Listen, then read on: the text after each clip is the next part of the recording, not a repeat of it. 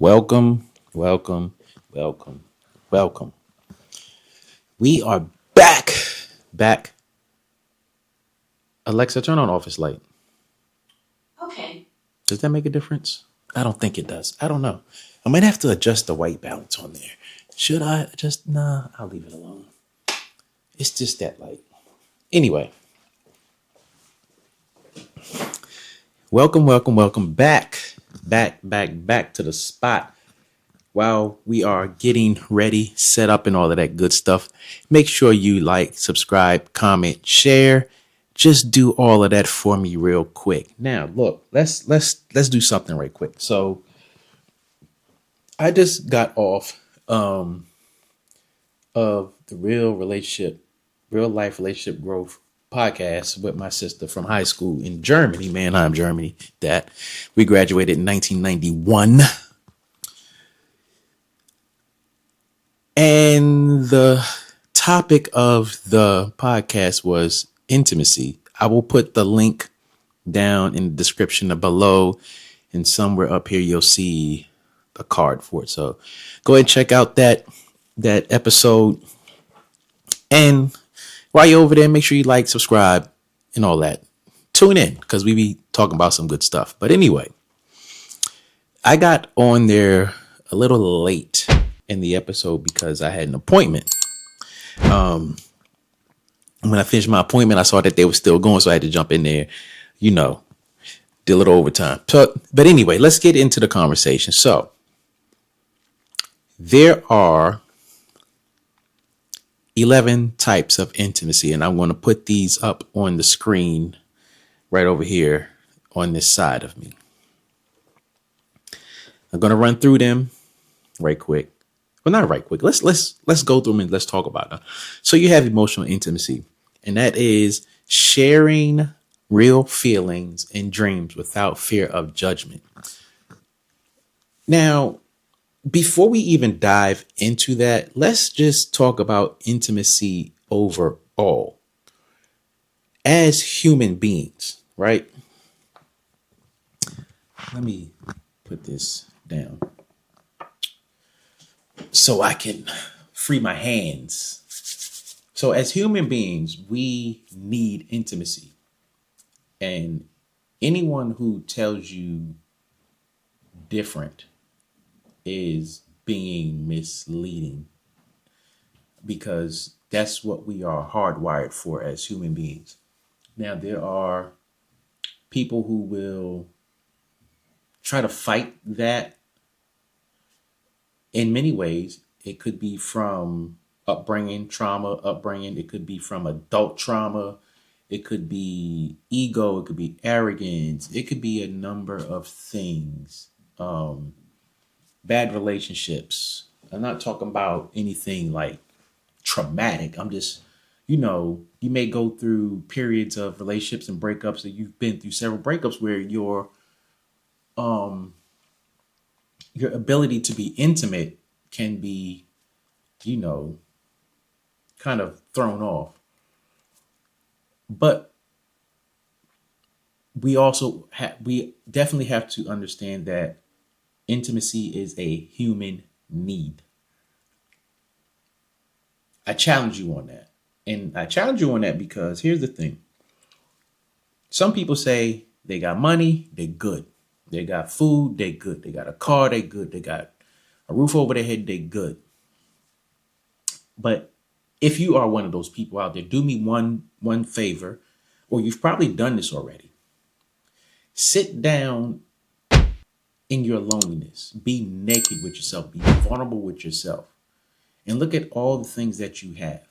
And if you lack intimacy, be honest. Do you feel that you're really good? Do you miss it? Do you crave it? Do you desire it? Where are you with that when it comes to intimacy? So, um, so let's get into it. So we have emotional intimacy, and that's sharing real feelings and dreams without fear of judgment.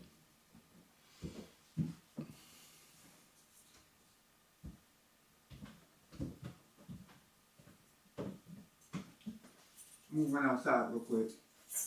You ain't drinking, are you? No, Oh, no. I'm looking outside to grab my candy. all right. Yeah.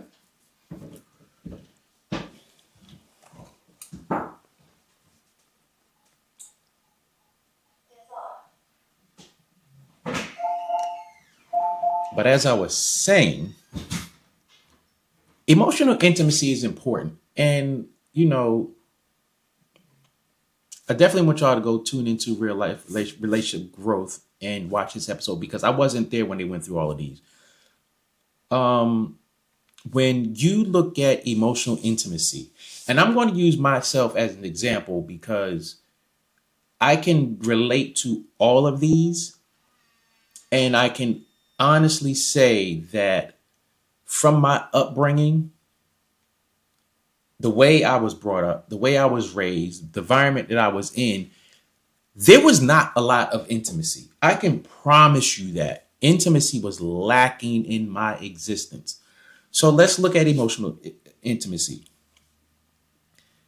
I was never, ever, ever in a place where I could share real feelings and dreams without fear of judgment. Now, I'm going to tell you the first time, I'm going to reflect on the first time that I realized what made me a shy person, right? And that was,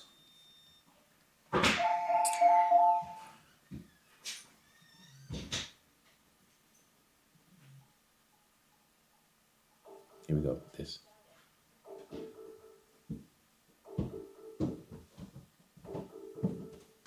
Also, if you want to see my prescriptions I grabbed before you gave me that letter, I can show them to you if you want. All right, now. Mm-hmm.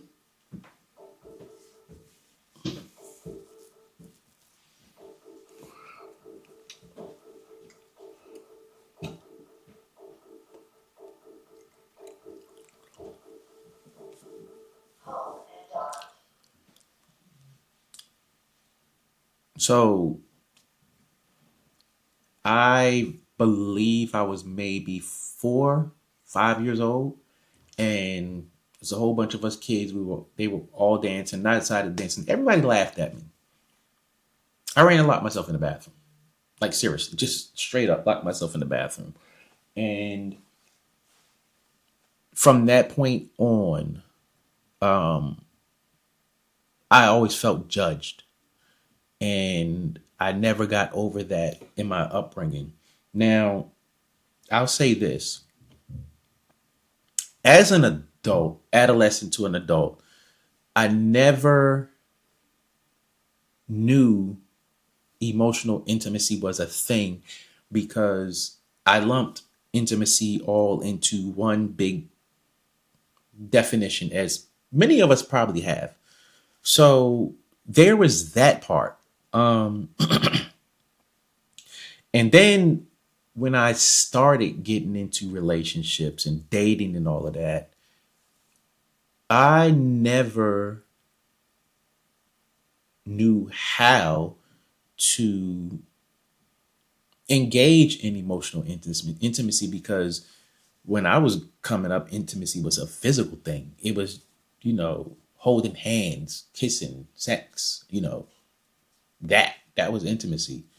It wasn't until I got much older that I started to understand what intimacy was, what it looked like, what it felt like. And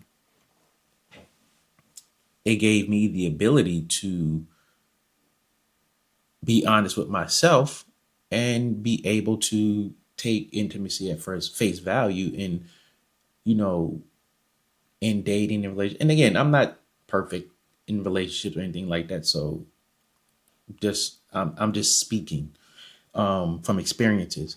So I was able to share things and not worry about being judged, or it not be a focal point of you know what reaction I was going to get. And at the same time, I was able to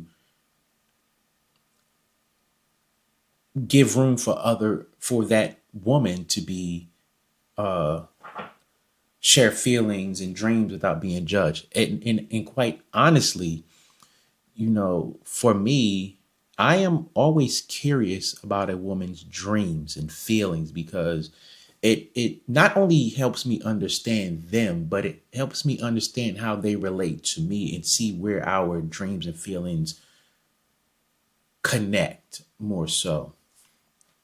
So let's move into number 2, which is physical intimacy. And that's connecting through loving touch, body language, and presence. Now, this right here is probably one of the more prolific ones, I will say, because being a young male growing up and even into my 20s and probably into my 30s, physical intimacy was sex. That's what it was. It was anything that got arousal. It was not anything that made me say, hey, I want to hold your hand. I want to talk to you. I want to be, in the moment with you, and just those things that build intimacy. It was always we getting in the mix. That's what that was. But I'm glad that I was able to, even though I didn't understand what physical intimacy was, I'm glad that I have come to a place where I'm older and I can look at this word, this physical intimacy and its definition and understand what that is. It's not just sex. It's far beyond the act of sex. So let's jump into number 3. We got intellectual intimacy, and that is exchanging thoughts, ideas, and questions that stimulate curiosity.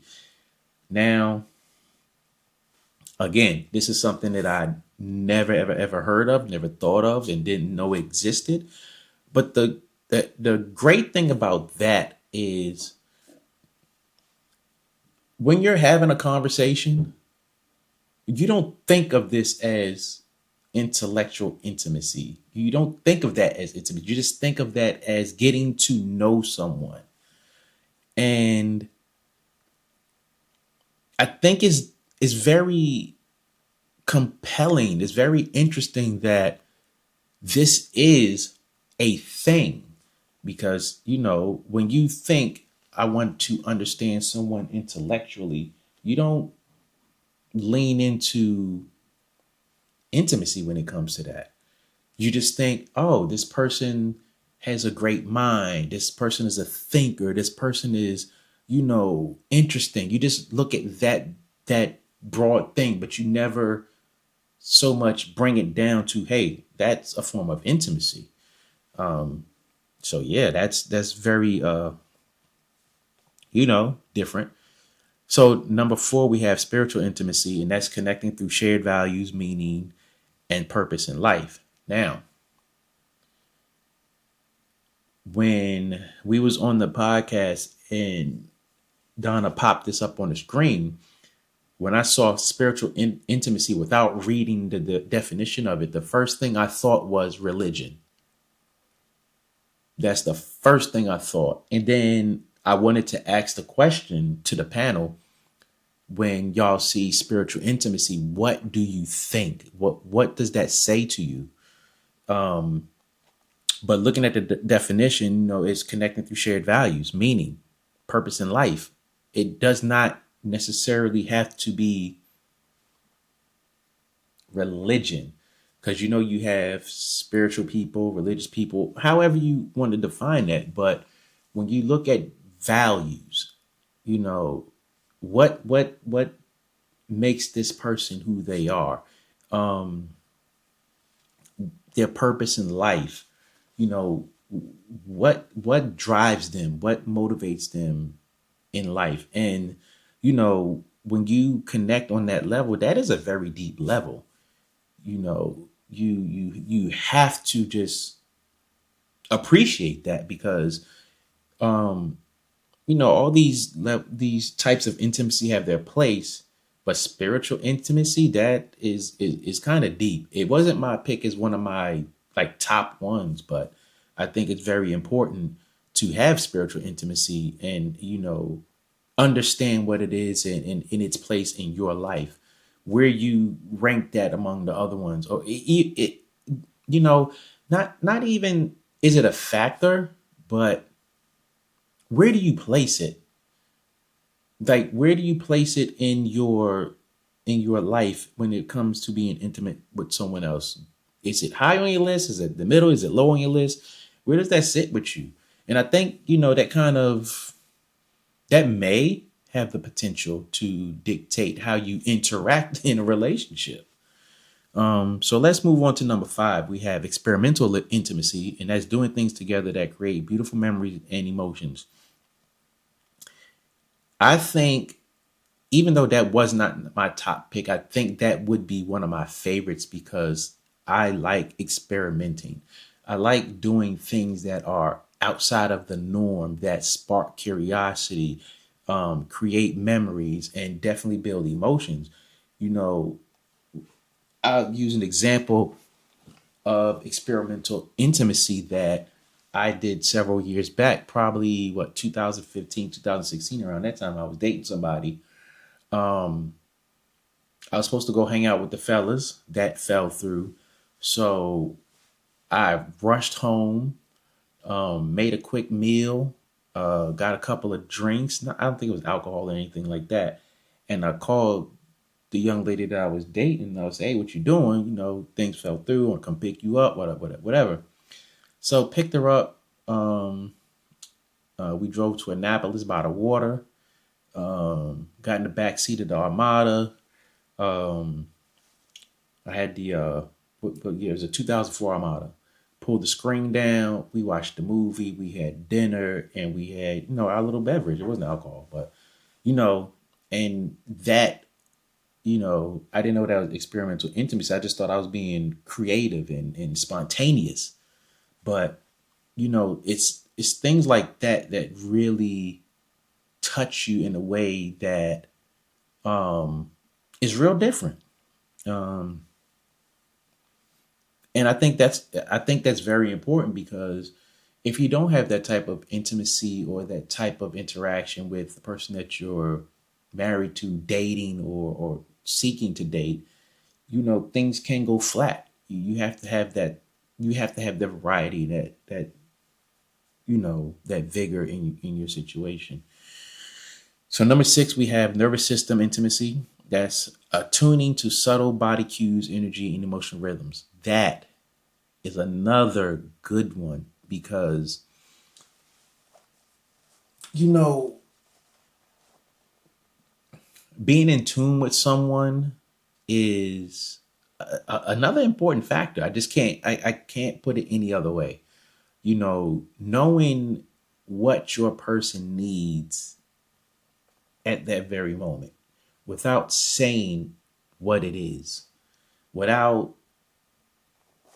guiding you to what it is or what it may be or anything like that. You're just moving off of that person's energy, their body language, and their emotional rhythms. I mean, I think when you get to that point, of nervous system intimacy, you're definitely in tune with someone. Um, you're definitely vibing with them, and you definitely know that person to that point. And I think that's a wonderful thing because you know that person does not have to spend a lot of time guiding you to what they need. Know. So let's move on to the next one. Number 7 is creative intimacy, and that's building or making something together that didn't exist before. I think when it comes to creative intimacy, I think that is something that is foundational in the beginning of a relationship. Um, yeah, because you're getting to know someone, you're learning them, you're building a union that was never there. You're building a friendship that was never there. You're building a bond that was never there. You're building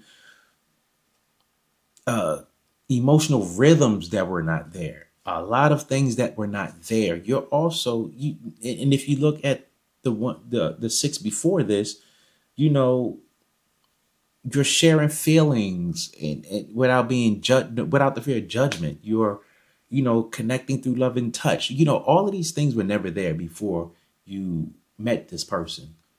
And you're building all of that. All right. So number 8, this one is one of my favorites. And well, that wasn't one of my favorites. Actually, Stacy picked this, but you know, her example of this was looking at the ceiling. Now, let's dive into it because when she said that, that hit me like a ton of bricks. And it's like, look, silent intimacy is being comfortable sharing space any without any doing, simple being. Just imagine that you are in a room with someone, and let's use her example, staring at the ceiling. You go in a room and you just lay down and just look at the ceiling and you just sigh. Or you just look at the ceiling, you just hold hands or cuddle or something. You're not saying anything. There are no expectations. There's nothing. You're just there. And think how many people can be in that moment, enjoying that moment and not saying anything. It's just there. I know a lot of people who cannot do this. There were times where I could not do this. I've also been in situations to where it's like, what's the matter with you? It's like, I'm good. Like, I'm just chilling. Like, what are you talking about? So silence intimacy is that is one of those things. All right. And then the next one, number 9, we have conflict intimacy. That's choosing to work through tension with respect, honesty, and clarity. This is one that was picked by a lot of people. And I think it's a very important one because, you know, when tensions get high, the first thing people do is blow up. Everybody does not have the ability to work through a situation with respect, honesty, and clarity. You know, everyone is standing strong on their position with something and button heads, and you know, you have to take the time to go cool off because the situation is so heightened. But what if in a perfect world something happens and you can be right there in that moment and work through it and not have to walk away? You could just be right there and work through it. That's an amazing thing. All right, so then we have number 10 is play intimacy, and that's dropping the personas to laugh, be silly, and play like children. Look, I didn't pick this one, but this is one of my favorites. And I can honestly tell you, not too many women that I have dated or been married to are good with that play intimacy.